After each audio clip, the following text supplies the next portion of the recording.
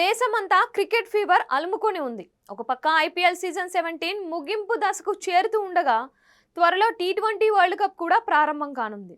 అదే సమయంలో ఆంధ్రప్రదేశ్లో ఎన్నికలకు కూడా ఇంకా 4 రోజులు మాత్రమే సమయం ఉంది. అంటే ప్రచారం ముగింపు దశకు చేరుకుంది. ఆ రోజుల ముందు చంద్రబాబు ఇచ్చిన షాకులకు జగన్ గింగిరాలు తిరుగుతున్నాడనే చెప్పాలి. ఎటూ తోచని పరిస్థితిలో ఉన్నారు. మోదీ తన వెంట ఉన్నాడనుకుని భావించిన జగన్ కు చంద్రబాబు అండ్ కో ఇచ్చిన ఝలక్లు మింగుడు పడడం లేదు.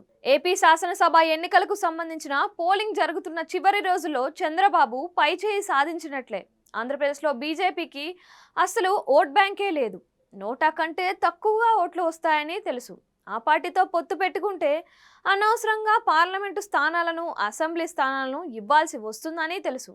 అయినా త్యాగం చేయాలి. ఎందుకంటే ఎలక్షనీరింగ్ కోసమే. జగన్ను తట్టుకోవాలంటే బీజేపీ అండదండలు అవసరం అని చంద్రబాబు ముందుగానే అంచనా వేసుకున్నారు. బీజేపీతో పొత్తు ప్రమాదకరమని, దానివల్ల కొన్ని సామాజిక వర్గాల ఓట్లు పోతాయని కొందరు నచ్చజెప్పే ప్రయత్నం చేసిన 2019 ఎన్నికల ఫలితాలు వచ్చిన నాటి నుంచే చంద్రబాబు మోదీ ప్రభుత్వానికి అనుకూలంగా మారిపోయారు.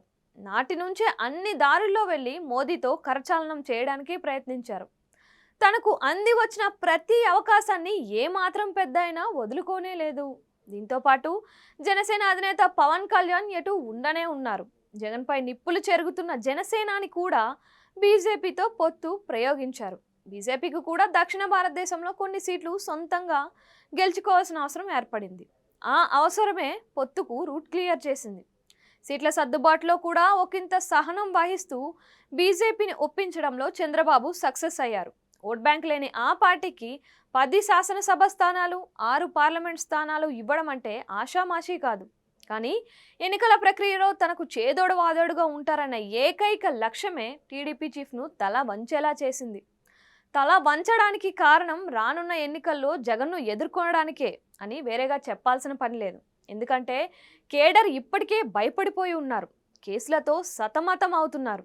పోలింగ్ కేంద్రాల వద్ద కేడర్ నిలబడాలంటే కమలంతో కరచాలనం తప్పనిసరి అని ఆయన వేసిన స్కెచ్ ఎన్నికలకు 6 రోజుల ముందు నిజం అని రుజువవుతోంది.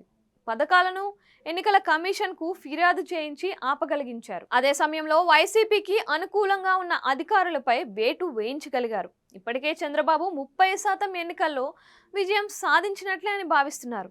నిన్న మొన్నటి వరకు ఒకంత అసహనంతో ఉన్న చంద్రబాబు మొహంలో ఆనందం కనిపిస్తుంది అంటే దానికి జరుగుతున్న పరిణామాలే కారణమని చెప్పక తప్పదు. అధికారం తన చేతికి వచ్చినట్లేనని పెద్ద ఆయన బలమైన ఫీలింగ్లోకి వచ్చేసినట్లు కనబడుతుంది. మొత్తం మీద చంద్రబాబు 5 ఏళ్ల క్రితం అనుకున్నది ఎన్నికలకు 5 రోజుల ముందు సాధ్యమవుతూ ఉండడంతో టీడీపీ వర్గాల్లోనూ ఆనందం వ్యక్తమవుతుంది. మరి తీర్పు ఇవ్వాల్సింది ప్రజలు. ప్రజా తీర్పు ఎలా ఉంటుంది అన్నది మాత్రం వేచి చూడాల్సిందే.